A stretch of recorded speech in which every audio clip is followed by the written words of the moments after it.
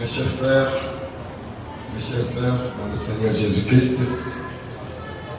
à vous, tous nos abonnés, partout où vous êtes et qui suivez notre voix à ce moment à travers vos YouTube, Shalom. Que le Seigneur Dieu vous bénisse très très richement partout où vous êtes et que la paix du Seigneur soit dans vos maisons.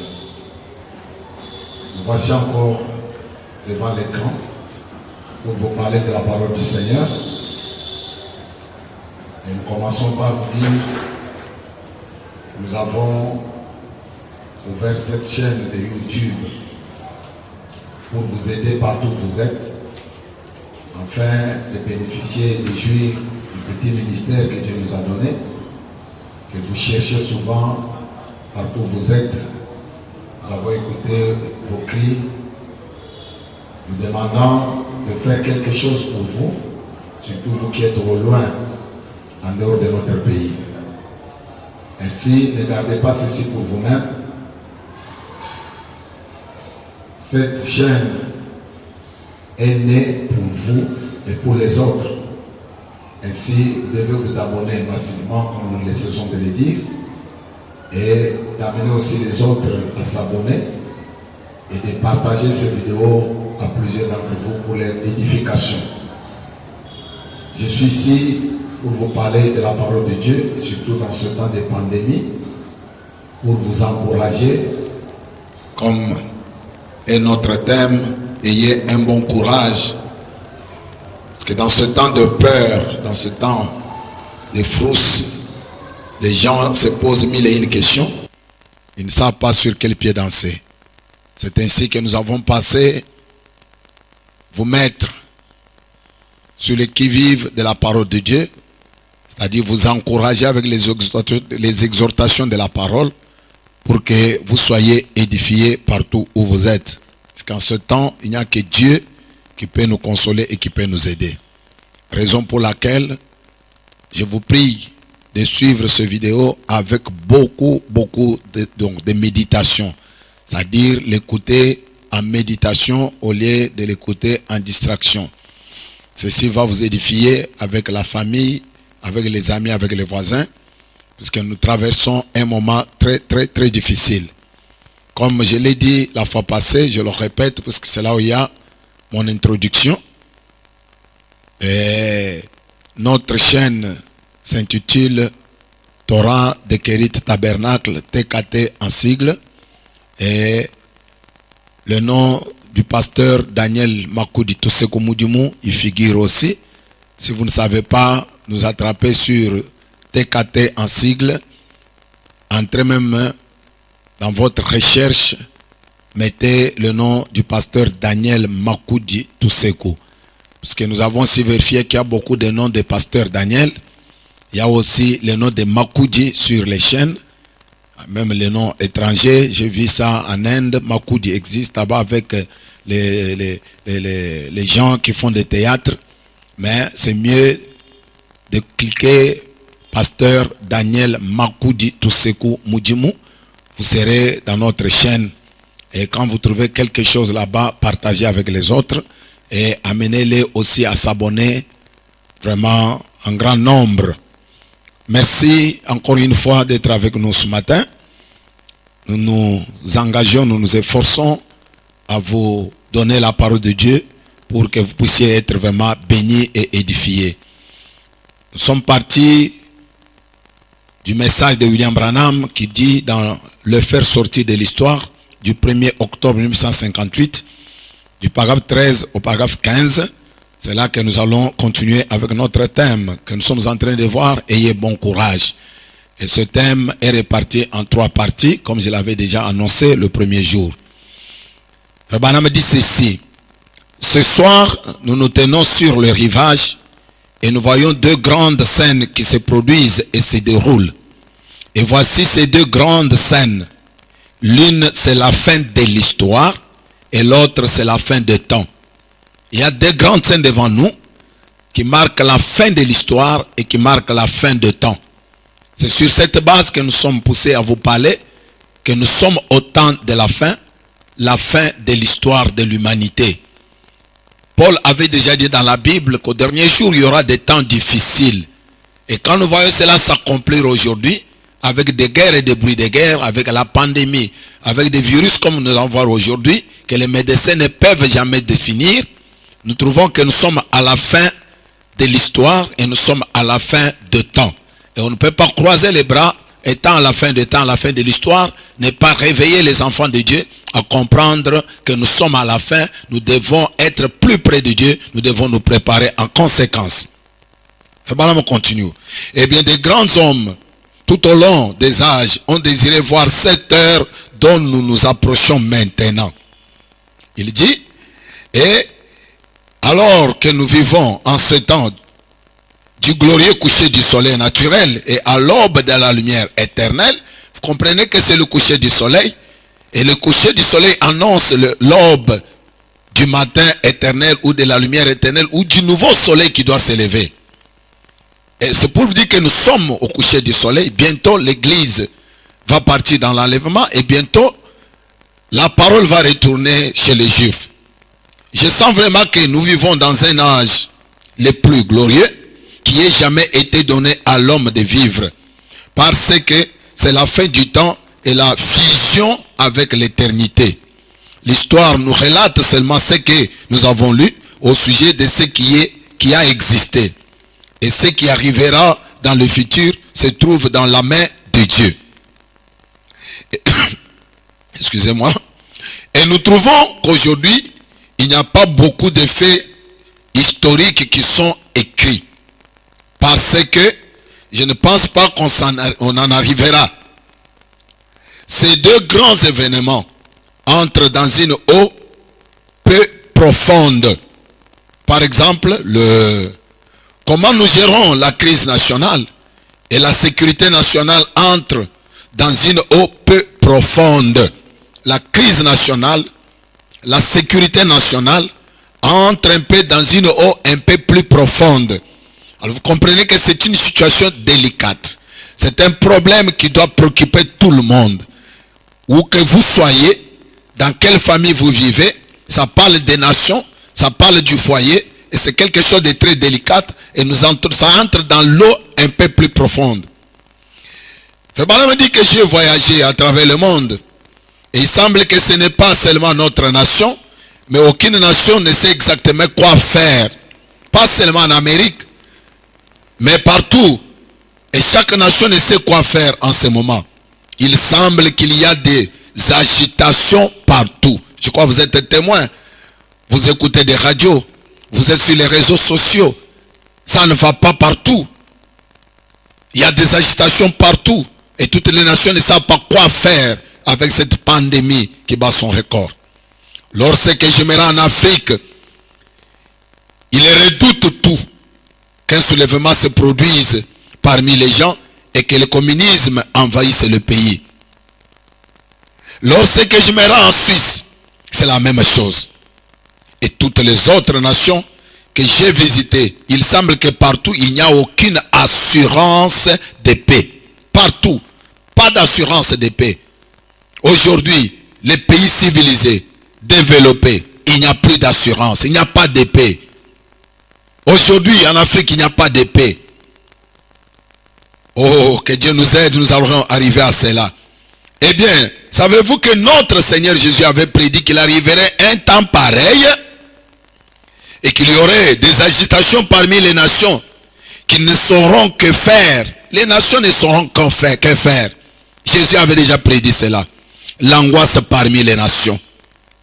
Et nous avons essayé tout ce qui est apparemment, humainement possible pour faire que cela dure juste un peu plus longtemps. On a essayé avec ce qui est apparent, humainement, pour que ceci puisse durer aussi possible longtemps, mais ils n'ont pas pu le faire.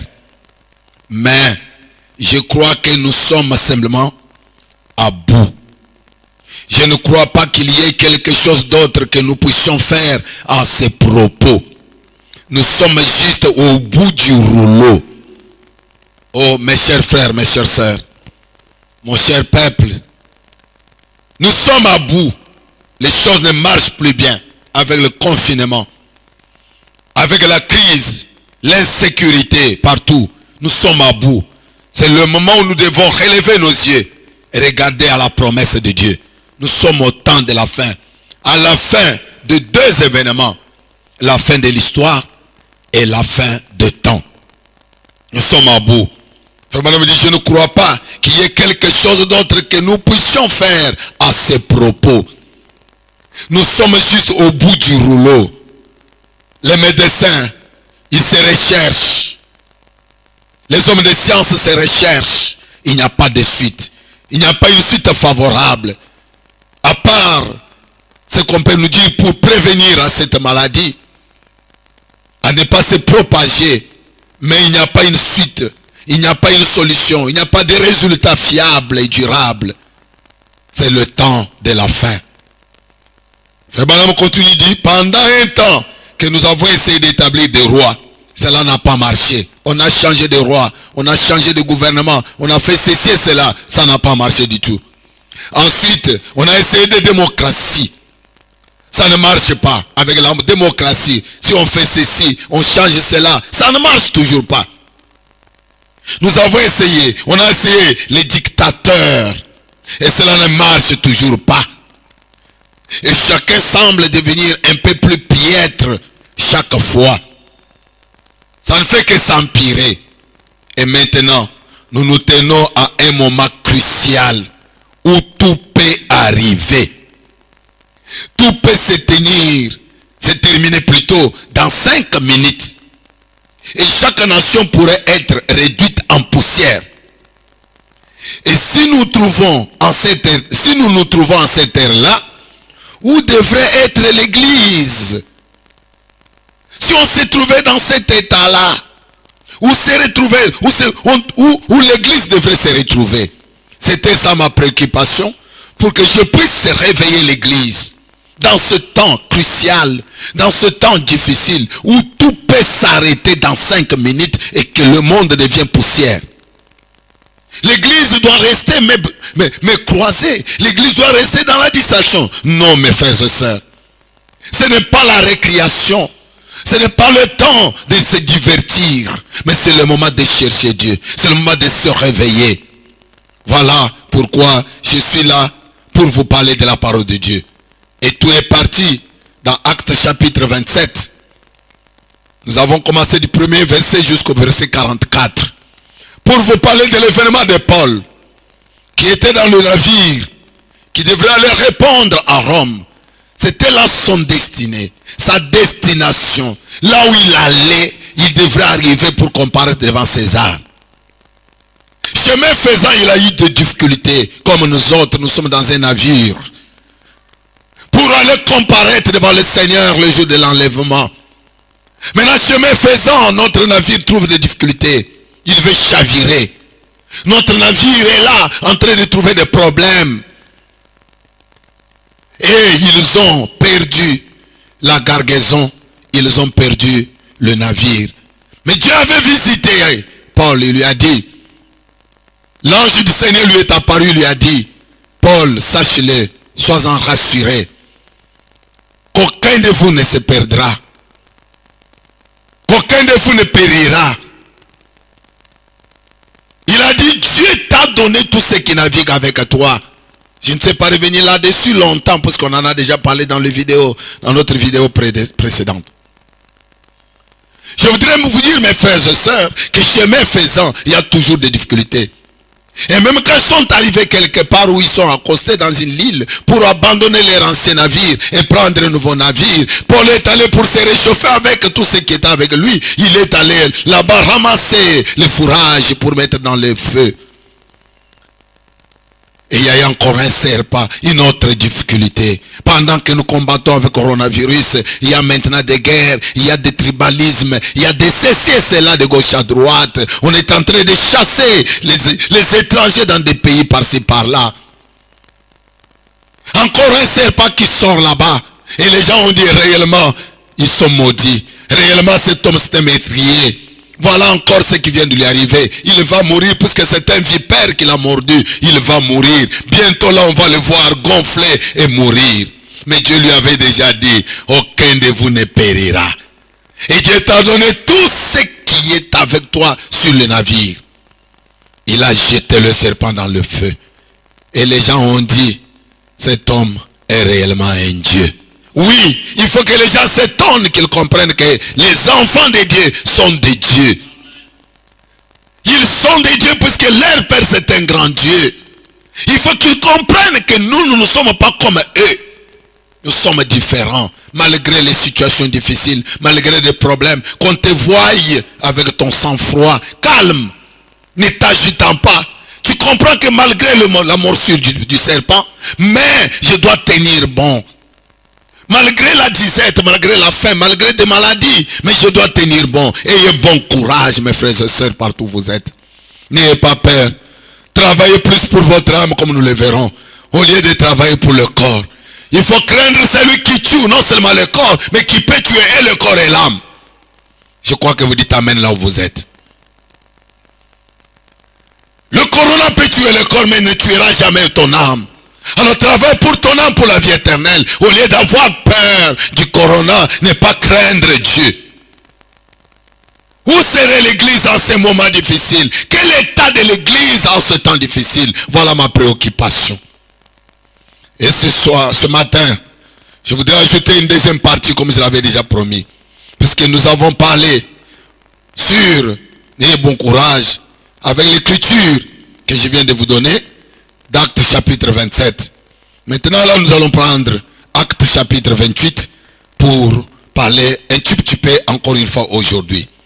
Actes 28, 1 à 6, il y a encore un événement ou une histoire parallèle à ce que Paul avait vécu ce jour-là. Et je vais vous lire quelques citations. Actes 28, 1 à 6, soyez avec moi. Après nous être sauvés, nous reconnûmes que l'île s'appelait Mata. Excusez-moi là, ça c'est Acte 28, 1 à 6, là où il est parlé du serpent. Mais je vais prendre aujourd'hui pour l'écriture d'aujourd'hui dans Matthieu 14, 22 à 23. Je m'excuse. Acte 28, 1 à 6, c'est là où il est parlé du serpent qui avait mordu Paul. Mais ici, je vais prendre pour enchaîner notre idée que nous avons commencé depuis le mardi passé. Ou le jeudi, je m'excuse. Matthieu 14, 22 à 23, à 33. Aussitôt après, il obligea les disciples à monter dans la barque et à passer avant lui de l'autre côté, pendant qu'il renverrait la foule. Quand il lui renvoyait, il monta sur la montagne pour prier à l'écart. Et comme le soir était venu, il était là seul, Jésus-Christ donc. La barque déjà au milieu de la mer, était abattue par les flots, car le vent était contraire. Et vous voyez que c'est la même situation avec le navire ou la barque qui avait embarqué Paul et les autres prisonniers et les autres passagers. Le vent était toujours contraire. Comme maintenant le vent est contraire, tu ne sais plus aller dans ton église prier normalement. Le vent est contraire, tu ne sais pas aller à l'école étudier. Le vent est contraire, tu ne sais pas aller vendre ou acheter normalement avec le confinement. Le vent est contraire. Et Jésus n'était pas là. Il était resté à la montagne, seul pour la prière. À la 4e veille de la nuit, Jésus alla vers eux, marchant sur la mer. Quand les disciples le virent marcher sur la mer, ils furent troublés et dirent, c'est un fantôme. Et dans leur frayeur, voyez toujours la peur. Dans leur frayeur, ils poussèrent des cris. Jésus leur dit aussitôt, rassurez-vous, c'est moi. Alléluia. C'est pourquoi je vous avais dit mon deuxième point dans ayez bon courage, c'est que rassurez-vous, soyez-en sûrs, rassurez-vous, c'est moi. Le secours qui venait à eux pendant qu'il y avait un vent contraire, ils ont appelé le secours fantôme. Et Jésus ne les a pas laissés dans leur peur. Il a dit, rassurez-vous, c'est moi. N'ayez pas peur. Pierre lui répondit, Seigneur, si c'est toi, ordonne que j'aille vers toi sur les eaux. Il dit, viens. Pierre sortit de la barque et marcha sur les eaux pour aller vers Jésus. Mais voyant que le vent était fort, la difficulté ne faisait que ça. Donc comment dirais-je, était devenue très forte encore la difficulté. On essaie de résoudre ceci, mais il y a d'autres choses qui viennent. Il dit, voyant que le vent était fort, il eut peur. Si je suis ici au micro, c'est pour vous dire de ne pas avoir peur, mes chers frères, mes chères sœurs. Quelle que soit la difficulté, la manière que l'ennemi peut changer ses stratégies, mais n'ayez pas peur. La peur, c'est quelque chose de maudit. Je vais en arriver. Ayant vu que le vent était fort, il eut peur. Et comme il commençait à s'enfoncer, il s'écria, Seigneur, sauve-moi. Aussitôt Jésus étendit sa main, le saisit et lui dit, homme de peu de foi, pourquoi as-tu douté? Ils montèrent dans la barque et le vent cessa. Ceux qui étaient dans la barque virent, se prosterner devant Jésus et dire, tu es véritablement le Fils de Dieu. Amen. Tu es véritablement le Fils de Dieu. Et ce Fils de Dieu, il est dans notre camp. Il est de notre, il est notre Père. Il est notre Dieu, il est notre roi. On ne doit pas avoir peur dans des situations difficiles, même si ça devient très très très fort. Même si les gens mourraient au nombre qui peuvent mourir. Mais toi qui as Dieu, aie bon courage. Tu as le Fils de Dieu avec toi. Jésus-Christ est avec toi. Rien ne peut t'arriver qu'il soit ordonné de lui. Amen. Mes chers frères et sœurs, il y a une situation parallèle à celle du navire de Paul avec ses collègues prisonniers et avec ceux qui naviguaient avec lui vers Rome. Il devait arriver à la destination. C'est comme les disciples, malgré qu'ils n'étaient pas avec Jésus, mais ils sont arrivés toujours à la destination. Paul était arrivé à la destination. Il est comparu devant César pour accomplir sa mission, pour accomplir sa commission. Parce que Dieu lui avait donné une commission de paraître ou de comparaître devant César. Et rien ne pouvait déranger le plan de Dieu, la commission de Dieu. Quelles que soient les difficultés, quel que soit le navire qui tanguait, quel que soit le vent contraire, quel que soit le serpent, il devrait toujours comparaître devant César. Et Dieu a un but avec toi.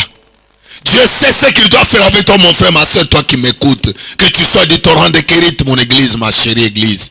Que tu sois un étranger qui m'écoute maintenant, qui aime le pasteur Daniel comme vous m'aimez toujours. Mais je voulais vous dire quoi? Ayez bon courage. Rien ne peut t'arriver avant que tu aies accompli le but pour lequel Dieu t'a établi sur la terre. Je crois que tu dis Amen. C'est ce que je dis, c'est la vérité.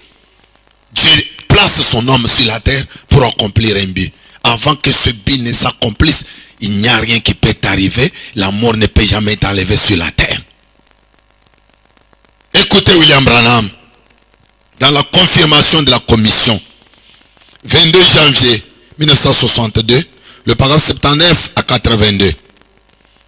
Il dit, je m'imagine Paul là, cette nuit-là, après 14 jours et 14 nuits, sans lune, sans étoiles, sans rien, là sur cette mer. Le pauvre petit gars traînait ses chaînes sur le pont de ce vieux navire plein d'eau, qui était sur le point de couler. On avait jeté tous les vivres et tout. Le marin n'avait pas mangé depuis plusieurs jours. Et lui traînait ses chaînes.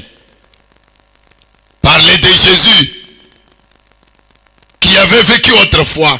Parler de Jésus qui avait été crucifié. Je m'imagine ces soldats et ces marins dire, oh, bonté divine, ferme-la. Il a continué à marcher disant, mais vous savez, il est le même hier, aujourd'hui, éternellement. Parcourant simplement le pont, traînant ses chaînes, on disait, regardez ce genre, ce gars enchaîné, ce gars qui va comparaître devant César, là à Rome, pour être condamné. Cet homme doit mourir, et puis il parle la religion. Oh, fermez-la. Il continue à traîner. Mais une nuit, il n'y avait plus d'espoir. Oh là là, chaque fois que l'éclair jaillissait et que les vagues, 10 000 démons étaient là sur cette mer disant, cette fois-ci, Paul, nous t'avons eu. Oh, tu vas te rétracter. Tu vas rétrograder. Nous t'avons eu, toi croyant du message, toi croyant du torrent de Kérit. Comme les portes sont fermées de l'église, nous t'avons eu. Tu vas rétracter. Tu vas abandonner la foi. Absolument pas, a dit Paul. Il est le même hier, aujourd'hui, éternellement, c'est vrai. Je sais qu'il m'a dit d'aller à Rome. Nous sommes appelés, non pas aller à Rome, mais nous sommes appelés à aller au ciel. Nous avons la foi, nous avons l'espérance. Christ qui nous a appelés, c'est pour aller au ciel. Il n'y a rien qui peut nous arriver. Il était là ballotté. Le navire pratiquement sur le point de couler. Pensez-y donc, le soleil, la lune ou les étoiles n'avaient pas brillé pendant 15 jours. Ou plutôt 14 jours. C'était une mauvaise situation. Un vieux navire plein d'eau, pratiquement sur le point de couler. Et tout comme cela, il est tenu. Il s'est tenu là, dans la coque du navire, une nuit, priant, sans doute. Il eut une vision. L'ange du Seigneur lui est apparu et lui a dit, Saül, n'aie pas peur, tout va bien. Alléluia. Cher peuple des torrents de Kérit, n'oubliez pas que nous avons une autre devise au début de cette année 2020. À proclamer partout, tout va bien. Malgré la situation, moi je dis encore jusqu'à ce matin que tout va bien. Paul était en une situation difficile. Il était en train d'être ballotté. Mais l'ange qu'il est allé chercher sous les ballottes, il lui a dit, n'aie pas peur, ne crains rien. Tu dois comparaître, tu vas arriver à la destination. N'aie pas peur, tout va bien. Laisse-moi te dire que tout va bien. Malgré la faim, tout va bien. Malgré la situation difficile, tout va bien. Malgré les moments compliqués, tout va bien. Tout va bien, c'est pour toi, il n'y a rien qui va t'arriver. Que 10 000 tombent à ta droite, que 1000 tombent à ta gauche, tu ne seras jamais atteint. Alors dis que tout va bien. Alléluia. Et bon courage. Vraiment, on continue. On l'a vu venir en courant avec une commission. C'est quoi ces chaînes? Il a dit, ayez bon courage. Ayons une bonne foi. Car le Dieu que je sers a envoyé son ange hier soir. J'ai eu une vision. Il m'a dit de ne pas avoir peur. Car il n'y aurait aucune perte en vies humaines sur ce navire. Par conséquent, frères, prenez un peu de nourriture, réjouissez-vous, tout va bien. Ils étaient en jeûne. Il leur a dit, prenez de la nourriture, tout va bien. Alléluia. Il est allé au moins prier pour avoir la consolation. Ayez la foi, une bonne foi, et soyez des hommes et des femmes de prière. Ne négligez pas la prière. C'est quand Paul s'est retiré pour prier que Dieu l'a visité, que l'ange l'a visité et qu'il lui a dit, aie bon courage. Mais toi, tu ne fais que dormir. Tu ne fais qu'écouter la politique. Tu ne sais qu'écouter ceci et cela. Tu n'es que sur les réseaux sociaux pour avoir des choses qui te découragent. Le mensonge et tout ce qui se passe dans les réseaux sociaux. Au lieu d'avoir le temps de prier et le temps de lire ta Bible, d'écouter des vidéos pareilles qui peuvent t'encourager. Voilà pourquoi il faut s'abonner. Voilà pourquoi il faut aimer cette chaîne de torrent de Kérit. La chaîne qui a l'objectif de vous encourager. De vous donner des exhortations qui vous encouragent au lieu des choses qui vous amènent dans des disputes. Je m'imagine qu'ils ont éprouvé un sentiment bien drôle quand Paul leur a dit, l'ange m'a visité, il a dit qu'aucun de vous ne périra. Ils ont eu un sentiment bien drôle. Mais lorsqu'ils ont vu le vieux navire échouer dans un port là, cela avait de quoi il parlait. Dieu avait confirmé cela.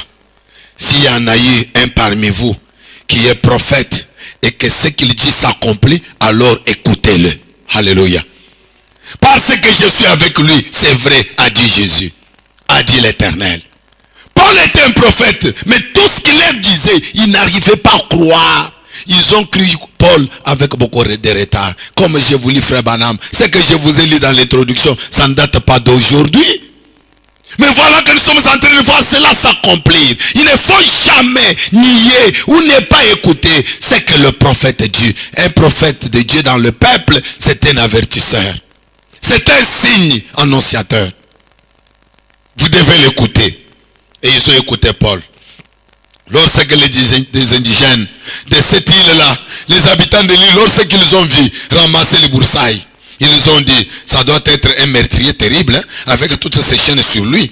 Le pauvre petit Paul, sur le point de geler, les habits tout mouillés, s'est approché là, il a ramassé un tas de broussailles, il s'est mis à jeter cela au feu. Alors un serpent l'a mordu à la main. Cela pouvait le tuer, oh là là, à un instant. Paul a regardé cela comme cela, il a dit, oh Dieu, tu m'as dit que je devrais cependant aller à Rome. Je dois accomplir ma mission. Je dois accomplir ma commission. Il a jeté au feu d'une secousse. Il est retourné ramassant encore du bois. Ils nous ont dit, observez, il est tombé mort maintenant.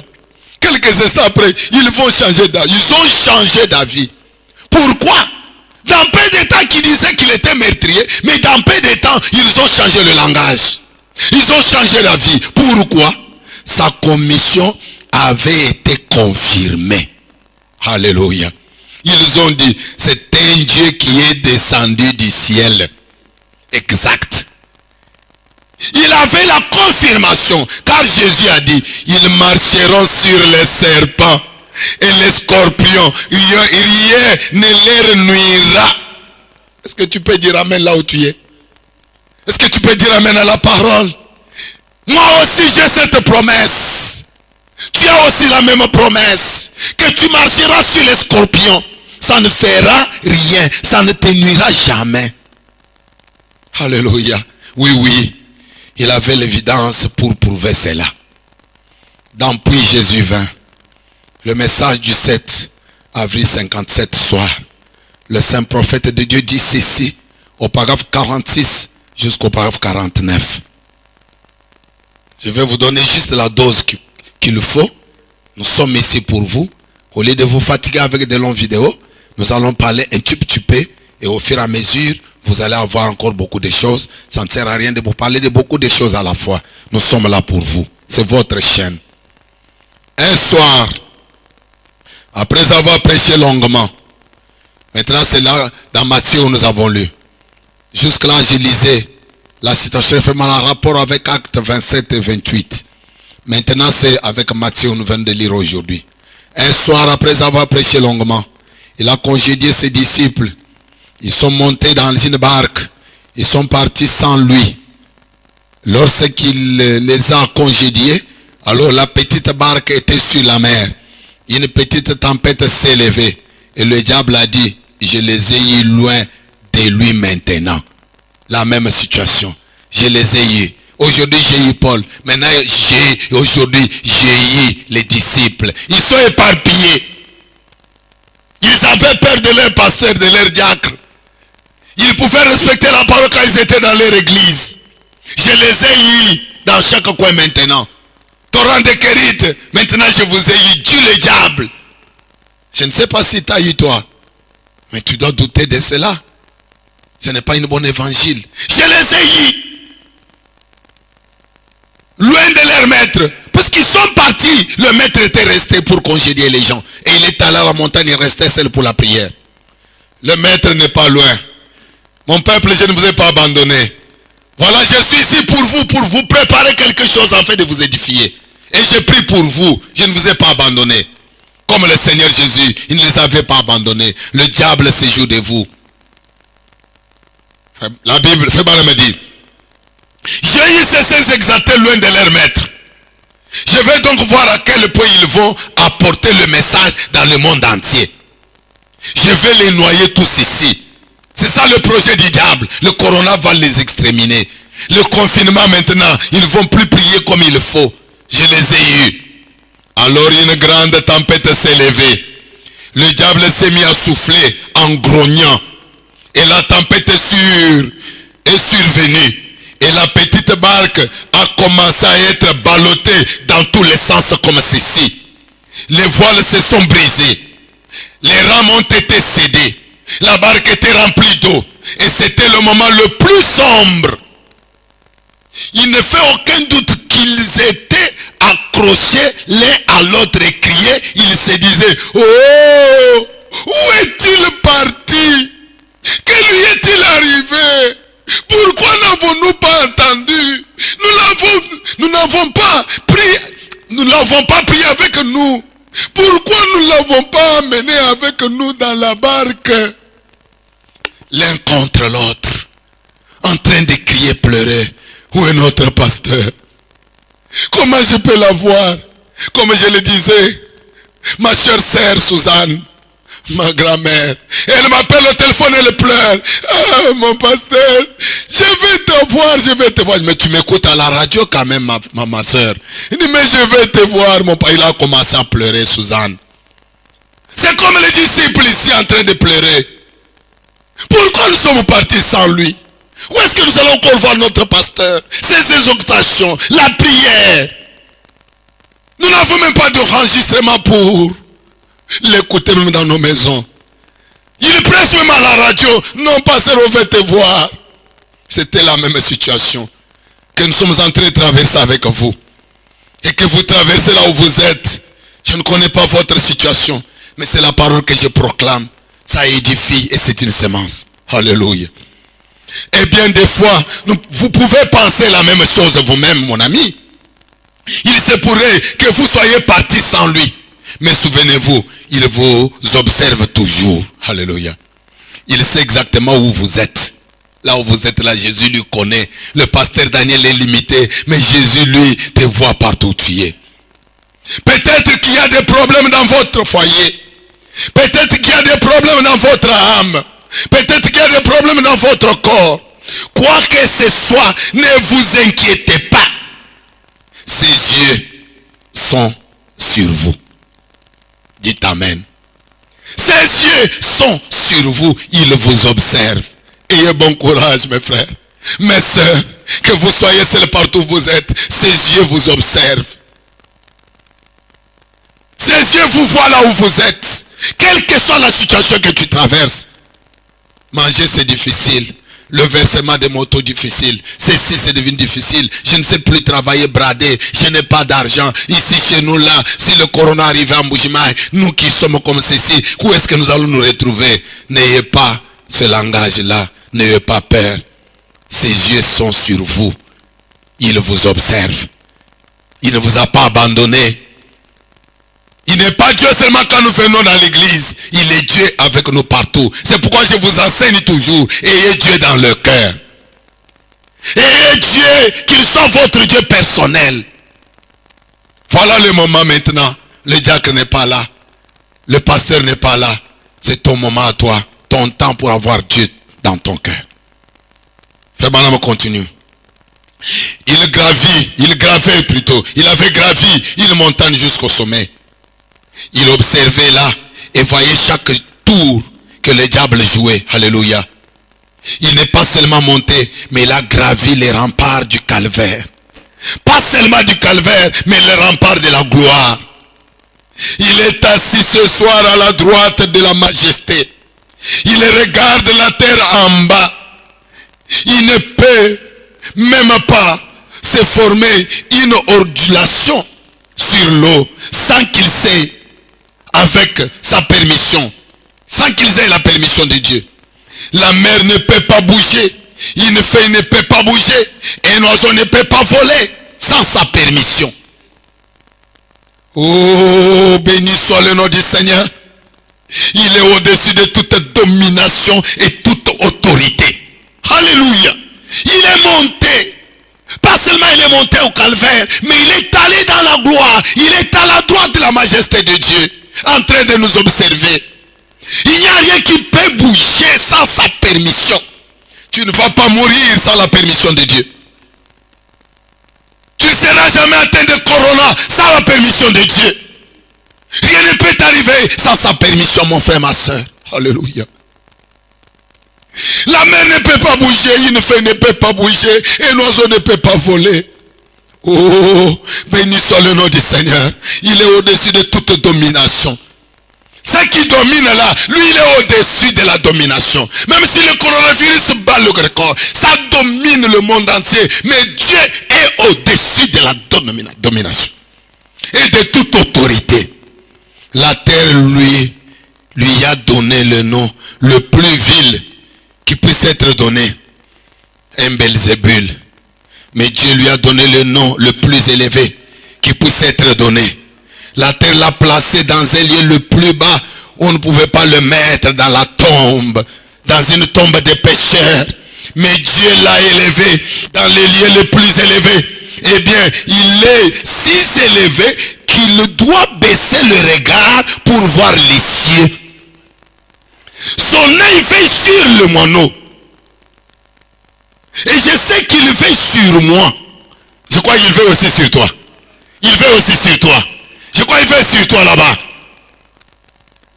Alléluia. Il veille sur moi. My. Où est-ce que je suis? Il veille sur vous. Il connaît chaque pensée qu'il y a dans votre esprit. Il connaît chaque acte que vous posez. Il sait tout ce qui vous concerne, c'est juste.